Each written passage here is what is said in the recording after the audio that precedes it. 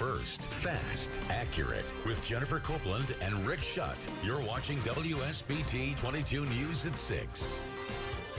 It is day 2 of a high-profile neglect and feticide trial in St. Joseph County. Now, this Granger woman is accused of taking pills to abort her baby, then putting it in a dumpster behind her family's Mishawaka restaurant. WSBT-22's Kelly Stopczynski is live outside the courthouse for us tonight. Kelly, jurors heard opening statements and some pretty disturbing testimony from a few witnesses today. 4 witnesses on the stand today, Jennifer, including the ER doctor who examined Patel when she first showed up at the emergency room in Mishawaka, bleeding. Also, 2 labor and delivery nurses. Everybody talked about Patel's flat demeanor and her lack of emotion she seemed to show that night. And opening statements in this trial gave a clear direction of where it seems to be going. Deputy Prosecuting Attorney Amy Herring told jurors the evidence in this case is irrefutable that some pretty terrible things happened July 13th and 14th of 2013. A mother lost her child, Herring said. What could be more terrible than that? Well, the evidence will show the loss of that child in this particular case was not due to any natural cause. In fact, the loss of that child's life was the direct result of that mother, Purvi Patel's actions. Herring went on to say Patel got care for herself when she needed help while her baby lay dying. The prosecutor also told jurors about text messages between Patel and a friend beginning in April about a missed menstrual cycle and cramping. The friend begged her to see a doctor, but Patel did not.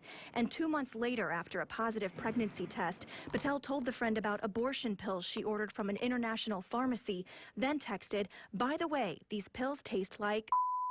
If these pills don't work, I'm gonna be mad." Then sent another text 2 days later saying, "Just lost the baby. I'm gonna clean up the bathroom and then go to Moe's." That's the restaurant her family owns. Jurors also heard from an ER doctor who treated Patel. The doctor said Patel told him she wasn't sure if she was pregnant or how long she'd been bleeding. When asked about Patel's demeanor, the doctor said she had a very flat affect, was very limited in discussion with me and the nursing staff, just yes or no questions, seemed disengaged and was either playing or on her cell phone the entire time. A labor and delivery nurse who treated the then 32-year-old said Patel's condition, passing clots with what appeared to be a severed umbilical cord and no baby visible in the ultrasound, just didn't seem right.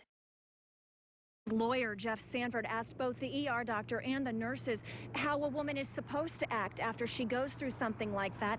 One of the nurses said sometimes women who have just miscarried shut down or act emotionally distracted. One of the nurses also said they eventually heard Patel admit to doctors after a lot of prying that she wrapped the baby in a plastic bag and put it in a dumpster behind Target. Sanford also told jurors they are going to see lots of pictures and hear lots of testimony that's going to upset them, but he said those things have nothing to do with the charges against Patel. He also said the state will not be able to prove its case against her by the time this is all over. Jennifer. Kelly, you've said this trial is expected to last at least all week. What are you expecting tomorrow?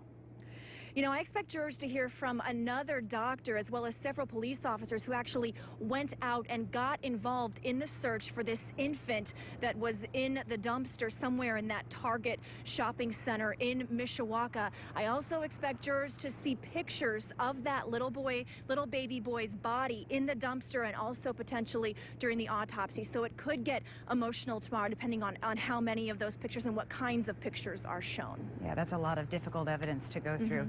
And I know you'll be back in court again tomorrow. Kelly, thanks very much.